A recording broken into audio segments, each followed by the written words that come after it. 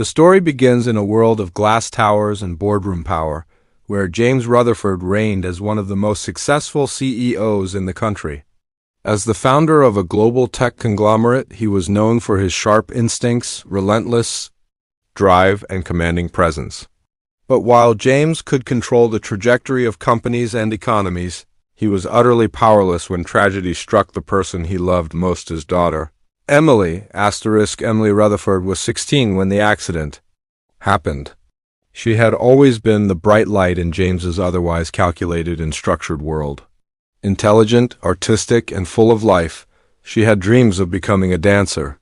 Her mother had died when she was just a child, so James poured all his emotional energy into his daughter, though he often masked that love with gifts, private school tuition, and exotic vacations instead of time and affection. Emily lived in a high-rise penthouse, attended the best institutions, and had every advantage money could provide. But she longed for something simpler: connection, presence, and freedom from the shadow of her father's overwhelming empire. *1.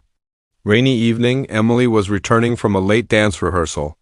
She was driven, as always, by a private chauffeur, but a reckless driver ran a red light and smashed into their vehicle.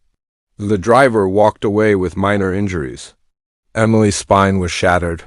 Within hours, James was by her hospital bed speaking in hushed tones to doctors who dared not make eye contact with the most powerful man in the building. The prognosis was devastating: a complete spinal cord injury. Emily was paralyzed from the waist down.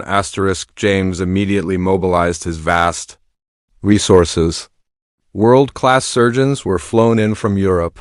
Neurological experts consulted on cutting-edge therapies. An entire rehabilitation wing of a hospital was reserved just for Emily. Despite all this, nothing changed. Emily remained confined to a wheelchair, her lower body unresponsive, her spirit dimmed. Her once expressive eyes turned hollow. The joy that had once filled their luxurious penthouse was now replaced by silence and sterile medical equipment. The hardest part for James wasn't just watching his daughter suffer. It was the helplessness.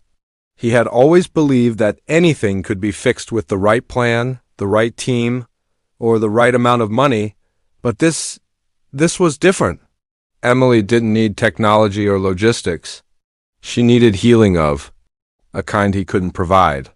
And over time, James started to feel like he was losing her, not just physically, but emotionally.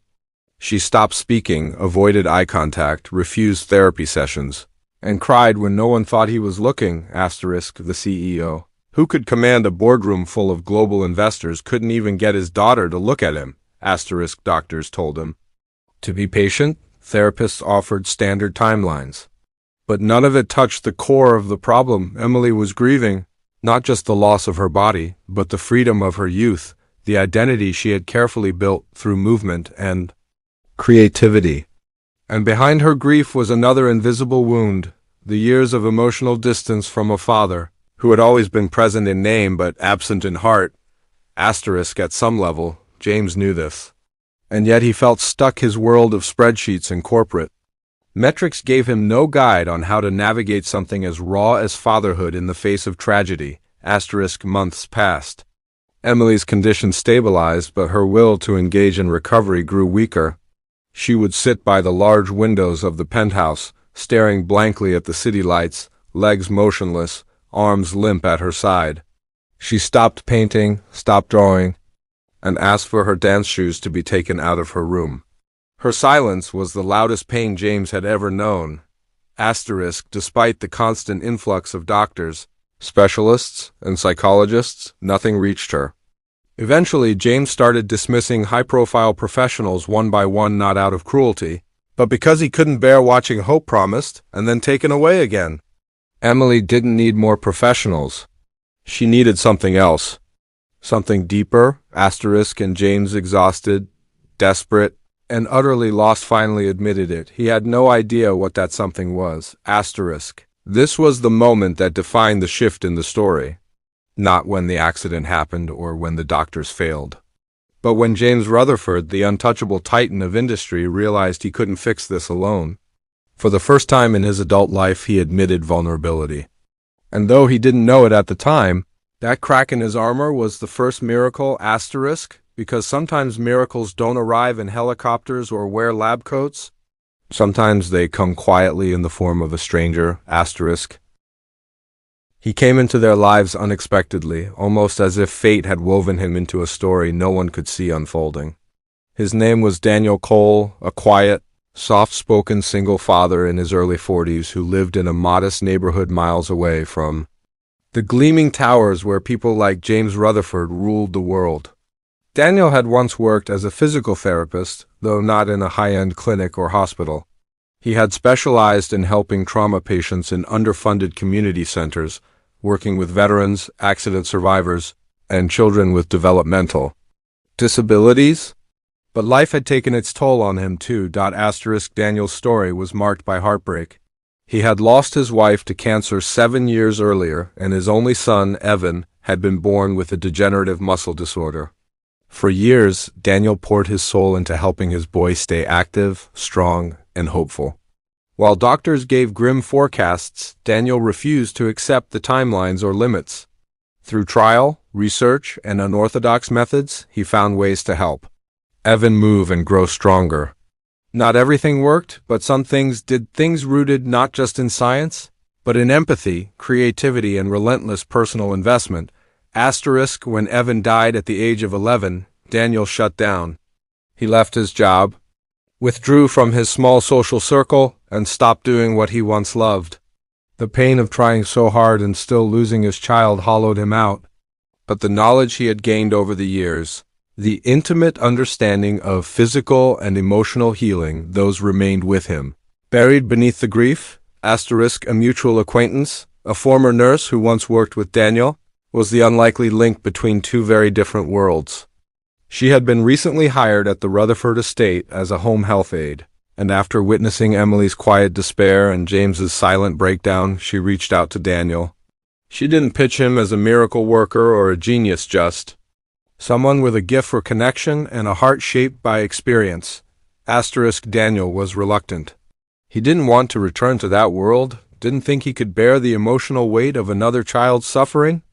But after days of thinking, something in him shifted. Maybe it was Evan's memory, or maybe it was a quiet sense that this wasn't about fixing someone else. It was about finding something in himself that had gone missing. Asterisk, he met Emily without the fanfare that usually surrounded visitors to the Rutherford home. No bodyguards, no polished resume. Just a man in plain clothes, carrying nothing but a quiet presence. The first time he entered her room, she didn't even look at him. She had grown used to visitors who talked at her, not to her. Experts, who spoke in clinical terms and treated her like a problem to be solved. But Daniel didn't offer her a plan. He sat near her window, noticing the sketchbook on her shelf that hadn't been touched in weeks. He asked if she liked to draw, and when she didn't answer, he simply said, "My son used to draw when he didn't want to talk either." He said it was his way of saying things without using his mouth. Asterisk, something subtle shifted in her expression. It wasn't engagement, it wasn't even curiosity. But it was the first sign of acknowledgement in weeks. Asterisk, Daniel didn't push. He returned the next day and the day after that. He didn't come with charts or exercises. Instead, he brought music. He brought soft jazz, old soul records, and ambient sounds she could feel in her chest. Music that wasn't tied to therapy, but to emotion. He placed wireless headphones on her ears without saying anything, and she listened, closed her eyes, and breathed. Asterisk, then came the touch. Not mechanical stretches or sterile routines, but simple gestures, holding her hand, massaging her fingers, gently rotating her wrists.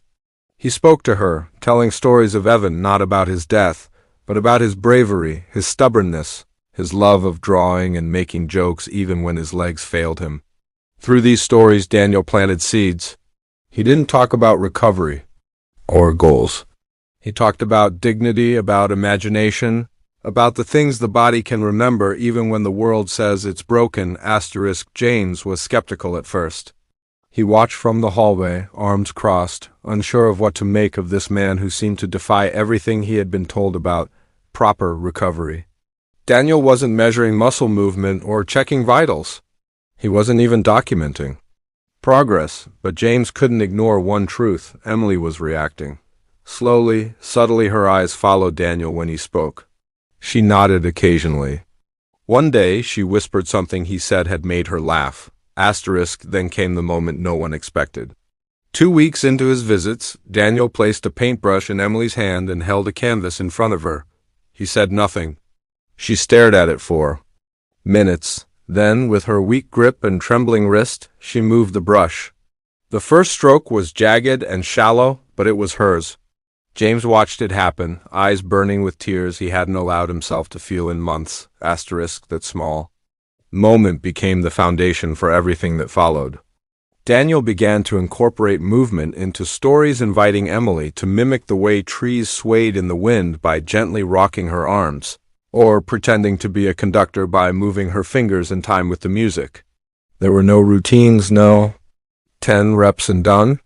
There was only play story, connection. He taught her that her body wasn't just a vessel, it was an extension of her imagination. Slowly, she began to engage with her own limbs again. Not because someone told her to, but because she wanted to express herself. Wanting to move wasn't the same as needing to move, it made all the difference. Daniel knew that healing had as much to do with the soul as it did with the spine. He worked with her, not on her. He listened, he adjusted. And unlike everyone else, he didn't treat her as a fragile heir to a fortune. He treated her as a girl navigating loss, grief, and rebirth. For the first time since the accident, Emily began to speak in full sentences. She asked Daniel questions. She told him she had dreams again of dancing, yes, but also of swimming, of running, of laughing without pain. And though she still couldn't walk, she started trying to shift herself in her chair, lifting her legs with her hands, experimenting, failing, laughing at her own clumsiness. She was coming back to life. Not because someone had found the cure, but because someone had finally seen her.